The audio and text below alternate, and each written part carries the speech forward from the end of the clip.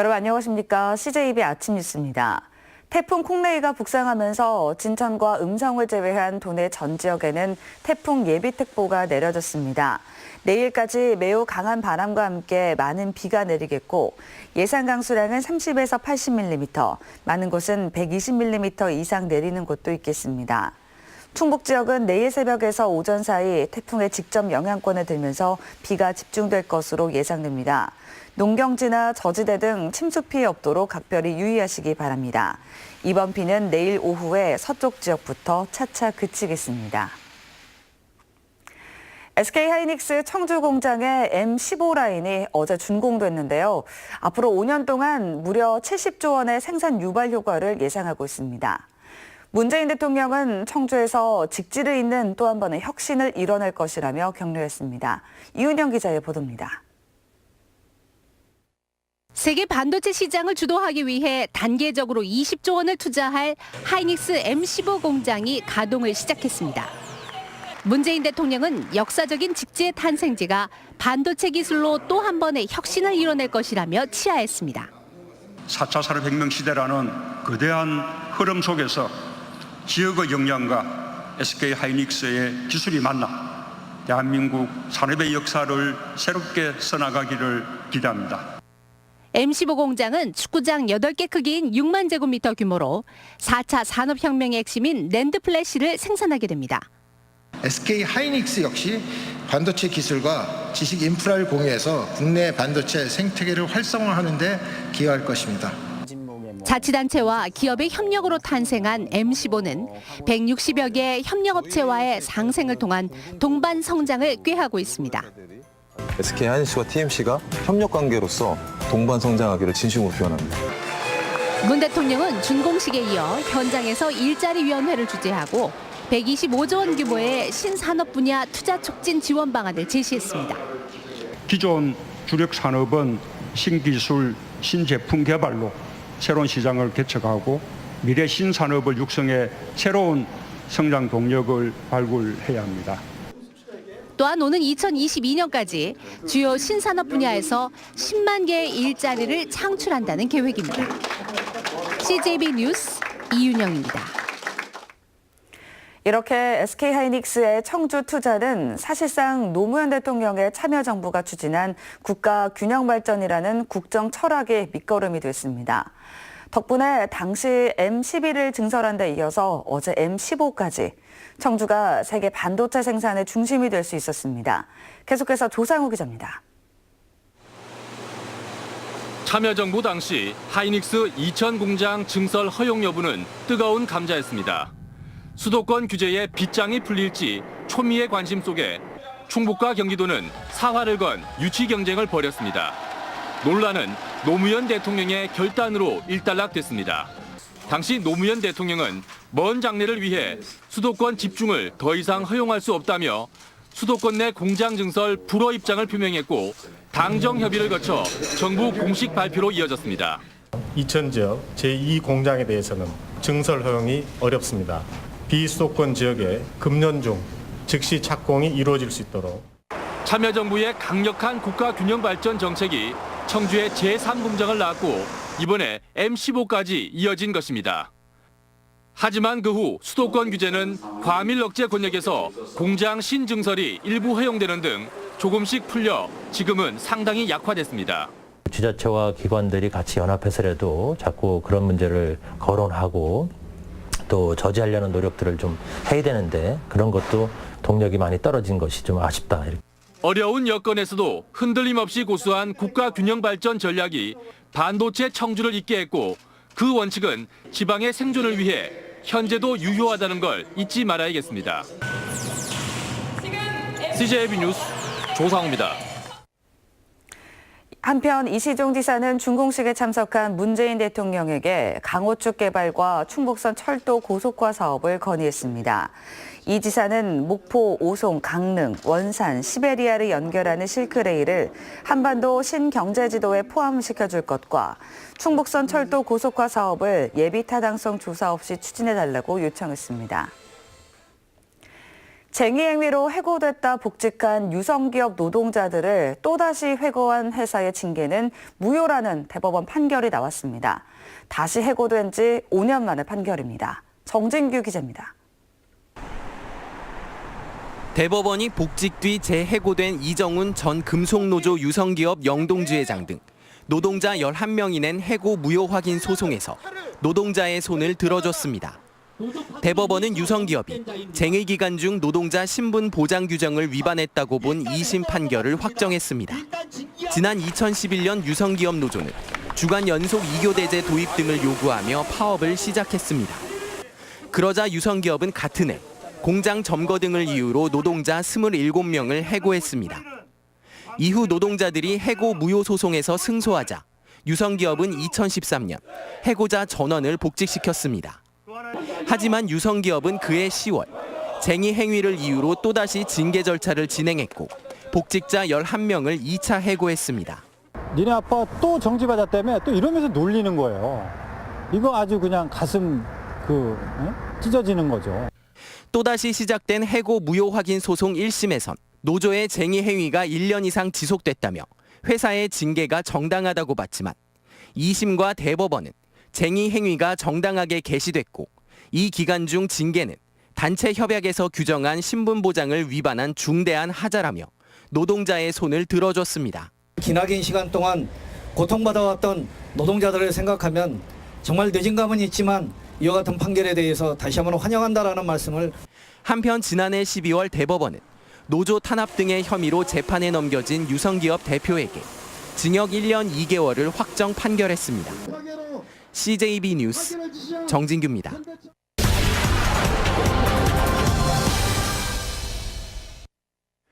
스물아홉 명의 사망자가 발생한 제천 화재 참사. 화재 발생 당시 소방의 초기 출동 인원은 불과 6명이었습니다. 인력이 부족하다 보니 출동 인원은 줄어들 수밖에 없고 현장 대응 능력은 부족해지는 구조가 되는 겁니다. 소방 인력과 장비의 법정 기준은 소방기본법에 의해 정해져 있습니다. 하지만 이에 맞게 편성된 지하체는 단 2곳에 불과했습니다. 충북의 경우는 심각한 수준입니다.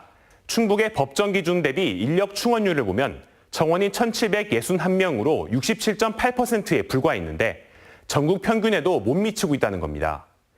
전국적으로 보면 최하위권에 머물고 있는 상황입니다. 소방관 1명당 관할하고 있는 면적도 상황은 크게 다르지 않습니다.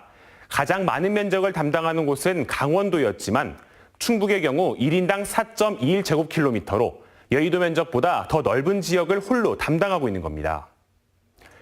또한 1인당 담당 인구수는 903명으로 전국에서 중위권에 속했는데 경기도와 광역시를 제외한 지역에선 두 번째로 많은 수를 나타냈습니다.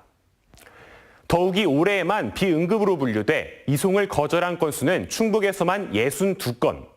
단순 민원성이나 주치자인 경우가 대부분인데 119 특성상 신고가 들어오면 무조건 현장을 나가 확인해야 하는 상황에서 안 그래도 부족한 소방력 낭비 역시 심각한 수준입니다. 대형 참사는 언제 어디서 일어날지 예고가 없다는 사실은 누구나 알고 있습니다.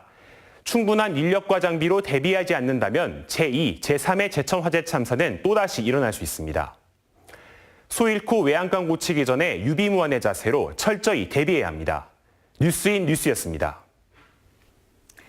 아동 청소년을 대상으로 성폭력 범죄를 저질러 신상 정보가 공개된 성범죄자들이 여전히 유치원과 학교 인근에 거주하는 것으로 파악됐습니다.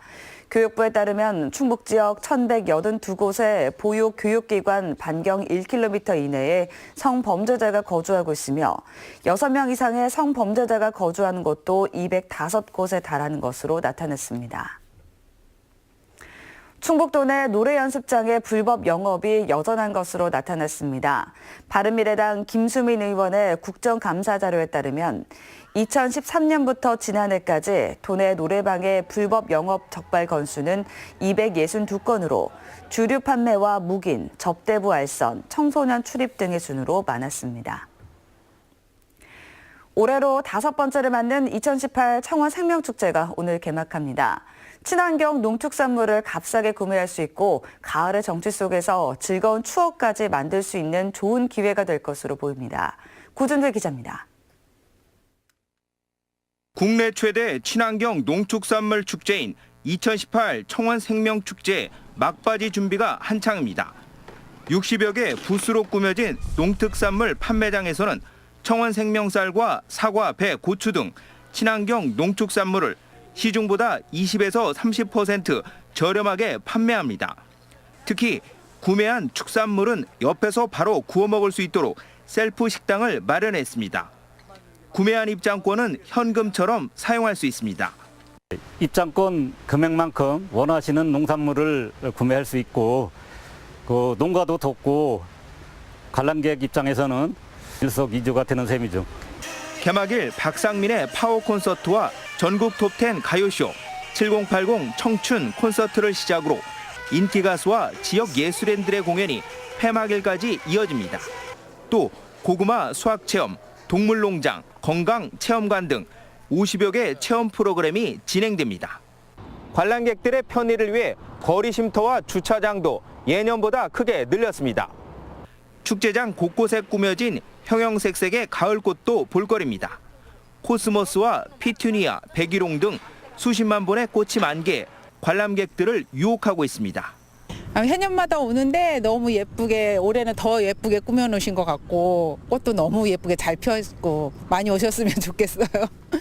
풍성한 먹거리와 볼거리, 즐길 거리가 가득한 청원 생명축제는 오는 14일까지 열흘 동안 계속됩니다.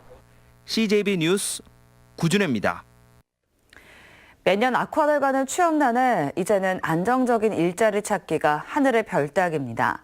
충주에선 환경미화원을 선발하는 차력 평가가 열렸는데 치열한 경쟁이 펼쳐졌습니다. 이태현 기자입니다. 30kg이나 되는 모래포대를 들고 전력으로 질주합니다. 다리에 힘이 풀려 넘어지기도 하고 포대를 떨어뜨리기도 하지만 오뚜기처럼 다시 일어납니다. 모래포대를 높이 오래 들고 있어야 하는 또 다른 평가. 꽉 깨문 이에 괴성까지 질러가며 떨리는 팔을 붙잡고 버텨봅니다. 저는 한 6년 정도 환경 관련을 준비를 했고요. 저녁이나 새벽에 다들 연습들을 열심히 하신 걸로 제가 알고 있습니다. 13명을 뽑는 올해 충주시 환경미화원 채용에는 150여 명의 지원자가 몰렸습니다. 20대부터 40대까지 서울권 명문대학을 포함해 70%가 대학 졸업자입니다. 이미 직장을 갖고 있는 지원자들도 적지 않습니다. 아무래도 이제 시청 공무원 쪽이다 보니까 나중을 위해서 이제 아기도 있고 그래서 나중을 위해서 이제 이직 준비하게 됐습니다. 충주시가 올해부터 민간 위탁이 아닌 직영을 결정하면서 모처럼 채용평가가 열렸습니다. 전에는 이 환경 관련을 바라본 시각이 상당히 좀 부정적으로 봤는데 보수나 복지면도 또 근무 조건도 상당히 좀 나아졌기 때문에 많은 응시생들이 좀처럼 회복 기미를 보이지 않는 취업난에 안정된 직장을 꿈꾸는 지원자들의 평가장은 어느 스포츠 경기보다 열기가 뜨거웠습니다. CJB 뉴스 이태현입니다. 청주시는 복수 금고 지정 방침에 따라 시금고 지정 심의위원회 심사를 열고 NH농협은행을 1금고 운용사로 KB국민은행을 2금고 운용사로 각각 선정했습니다. 시금고 지정심의위원회는 금고 지정을 희망한 농협, 신한, 국민, 중소기업은행 등 4개 금융사의 신용도, 재무구조, 지역사회 기여도 등을 평가해 이같이 결정했습니다. NH농협은행과 KB국민은행은 내년 1월부터 2022년까지 4년간 약 3조 원 규모의 시금고를 맡아 운영합니다. 2018 바이오 페스티벌이 어제 개막해 오늘과 오는 27일 오송 CNV 센터 일원에서 열립니다.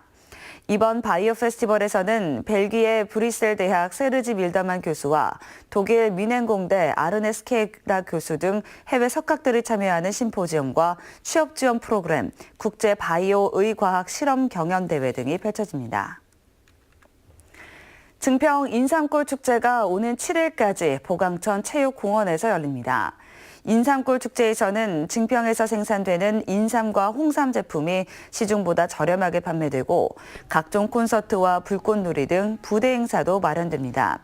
특히 내일 토요일에는 기네스북에 등재된 204m 길이 구이틀로 삼겹살을 구워 먹는 행사도 열립니다. 베스티안 메디클러스터 오송병원 준공식이 어제 열렸습니다. 이 병원은 베스티안 재단이 전국 5번째로 건립한 화상 전문 병원이자 오송 지역 첫 종합병원으로 중증 화상센터와 일반 병동, 첨단 임상시험센터 등 300병상을 갖추고 있습니다. 베스티안 재단은 오송을 본원으로 새 출발을 하기 위해 재단 소재지를 오송으로 이전하는 행정 절차를 밟고 있습니다. 청주 공예비엔날레 조직위원회는 내년 열리는 2019 청주 공예비엔날레를 이끌 전시감독을 공개 모집합니다. 공모 절차는 1차 서류 심사, 2차 기획안 발표와 면접으로 진행되며 선정된 전시감독은 2019 청주 공예비엔날레의 주제와 기획전 구성 등 전시 관련 업무를 총괄 운영합니다. 지원서 접수 기간은 오는 15일부터 17일까지입니다. 다음은 오늘 도내에서 열리는 행사를 안내해드립니다. 청주에서는 청와생명축제 개막식이 오후 6시 40분 미래지 농촌 테마공원에서 열립니다. 제천에서는 2018 한방바이오박람회 개막식이 오후 6시 한방엑스포공원에서 열립니다. 옥천에서는 11회 옥천예술제가 오후 7시 문화예술회관에서 있습니다. 끝으로 날씨입니다. 태풍 콩레이의 영향으로 충북지방 내일까지 매우 강한 바람과 함께 많은 비가 내리겠습니다. 내일까지 도내에 예상되는 강수량은 30에서 80mm, 많은 곳은 120mm 이상 내리는 곳도 있겠습니다. 낮 최고 기온은 청주 19도 등 18도에서 20도로 어제보다 낮겠습니다. 많은 비로 농경지나 저지대 등 침수 피해 없도록 각별히 유의하시기 바랍니다. 이상으로 CJB 아침 뉴스를 마칩니다. 고맙습니다.